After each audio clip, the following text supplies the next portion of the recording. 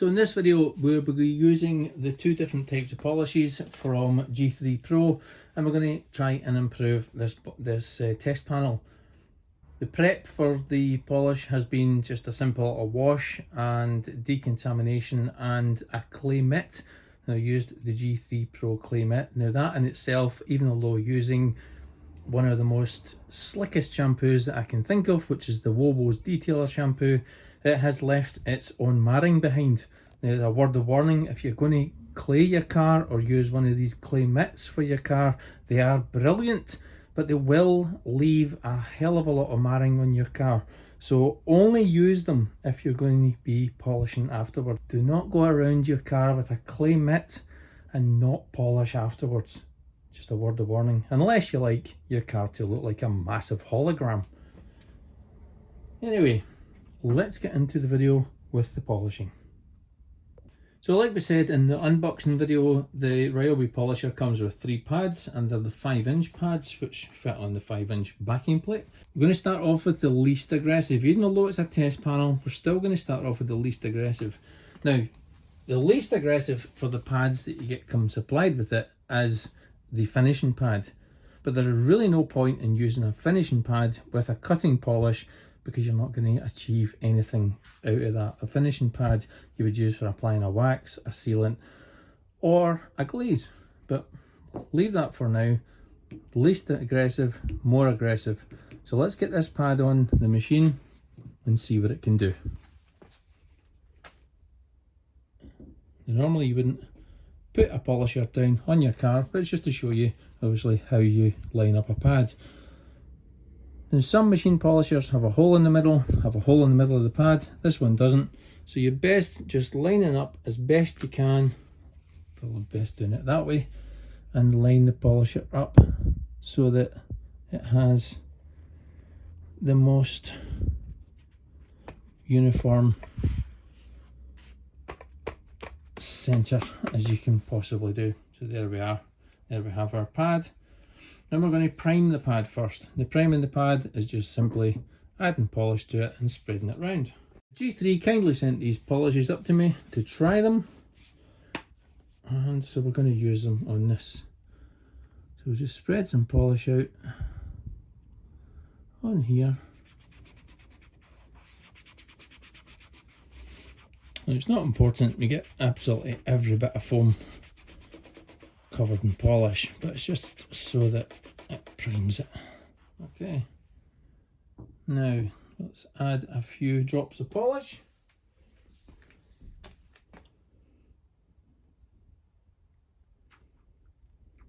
One, two, three, let's go with 4 pea-sized drops of polish. Now we're going to use from halfway down to about here, just doing one set, and you could either always start off with the lowest speed, so we're going to spread out the polish.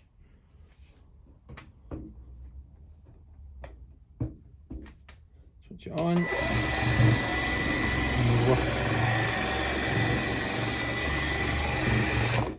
So that's it spread around, and now we're going to switch it back on and then increase the speed about, well, about halfway. So it's at the lowest speed just now. We're going to take it up to about 5,800 oscillations and see how we get on with that.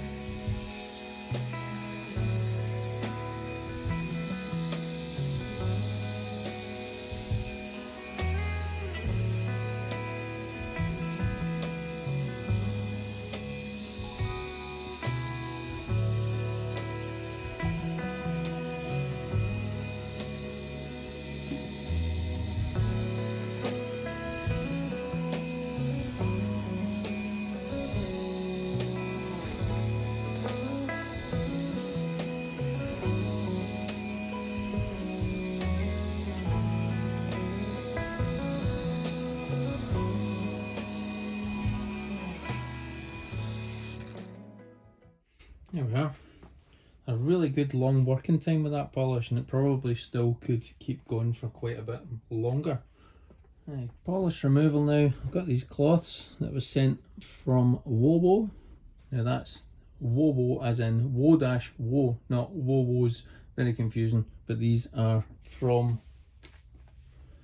the brand Wobo microfiber cloth. It's like a pair of weave cloth, but they are exceptionally good quality. Right, let's remove this.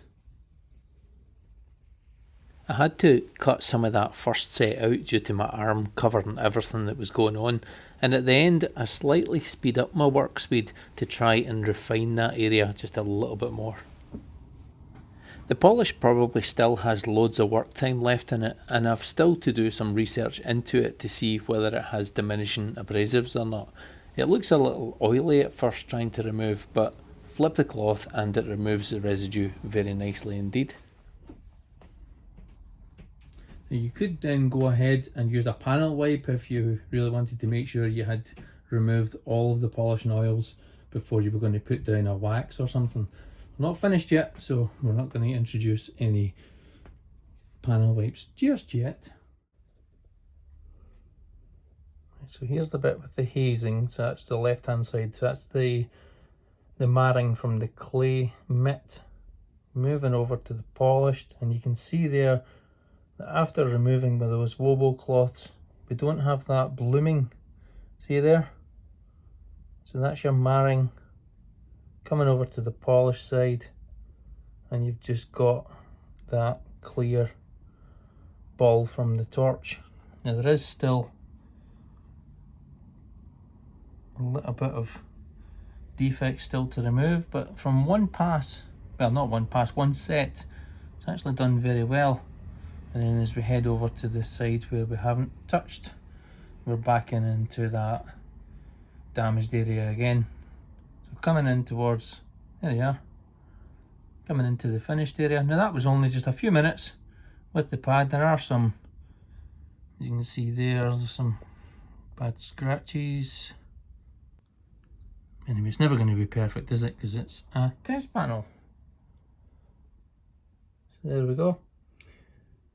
Now that's one pass, so we'll do another pass with the same polish with the maroon pad, and we'll see how much that's improved on the next section.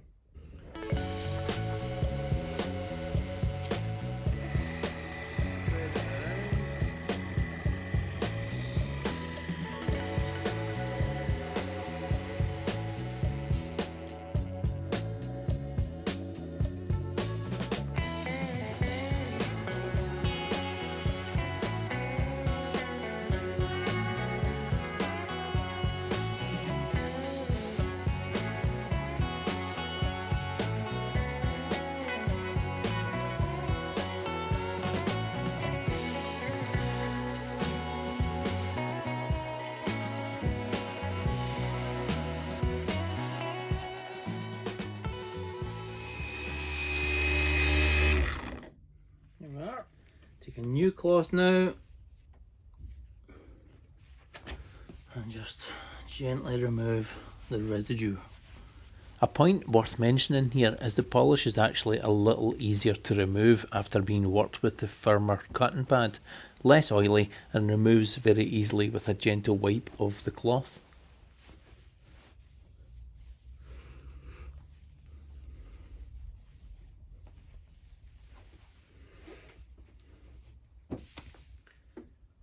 Very nice. I can't really see too well. The difference in gloss enhancement is actually very, very, very nice. Still a little bit hazing there, aren't there? See it there? Is there any difference between the two? So that was the gap between the two sets. So we've got the yellow pad there, still quite a bit of defects and swirls still to remove there. Moved over to the maroon pad.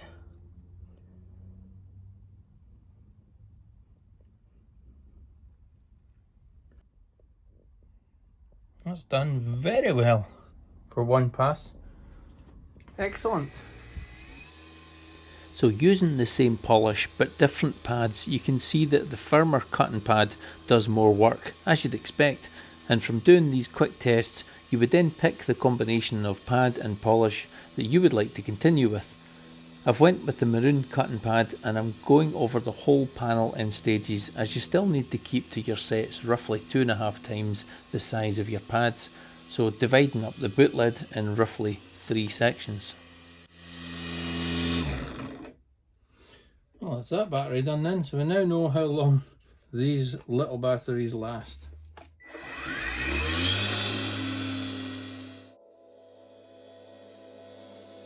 So far I've shown you the machine is more than capable at delivering excellent results using the supplied pads, but with any battery power tool it's important to know if it's worthwhile going cordless or should you stick to being connected to the mains with a regular polisher.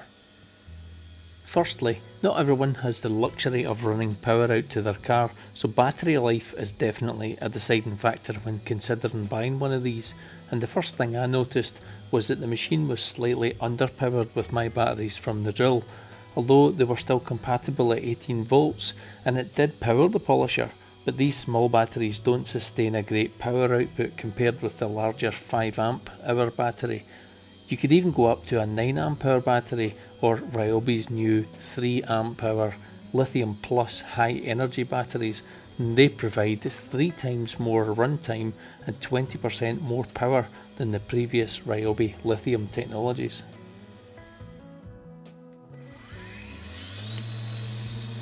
Oh, it's a whole different machine now. Wow.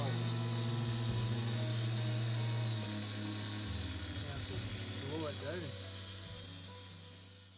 Oh well, I mean, you really had to slow that machine down again. The smaller batteries weren't really generating enough power, but certainly with that bigger battery, much more power, much more torque as well.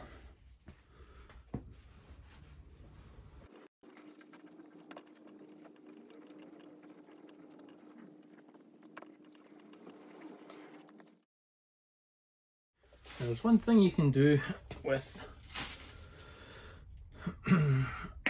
when you have this type of nozzle on the end of your polish, and it can actually help to clean your pads out.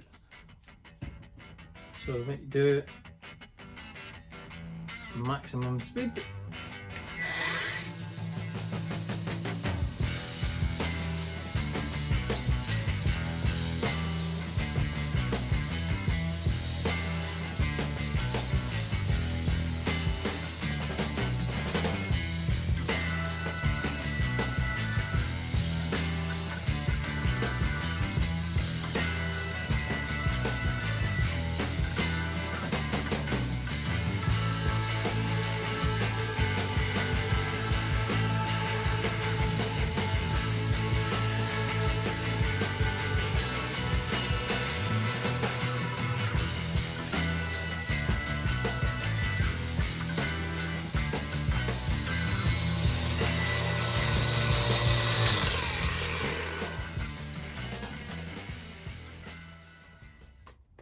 there we are. Now I'm covered in polish. Now these actually are very, very, very sticky. A very good hook and loop system. There you go. So we've got these, and for the finishing polish we're going to use the black finishing pad.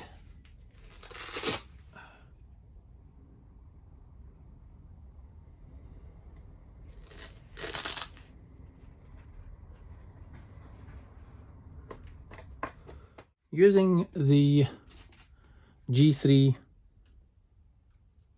Pro DA fine polish, it says to apply a few drops after I give it a shake.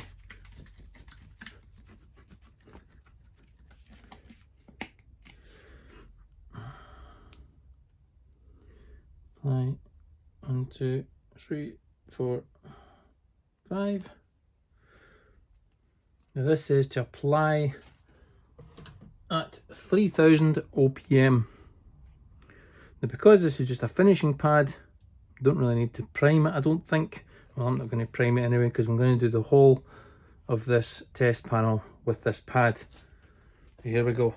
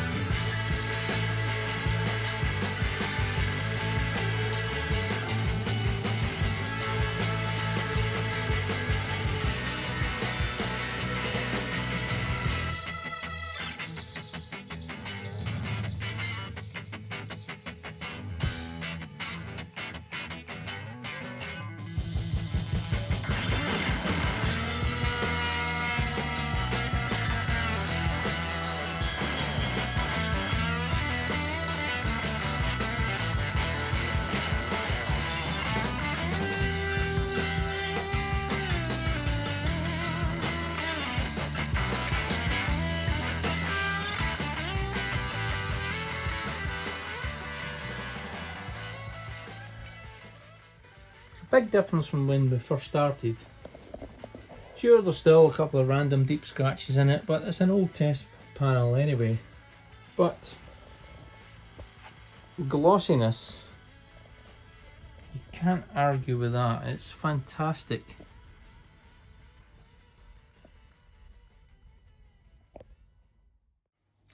So the final summary for the Ryobi dual action cordless polisher.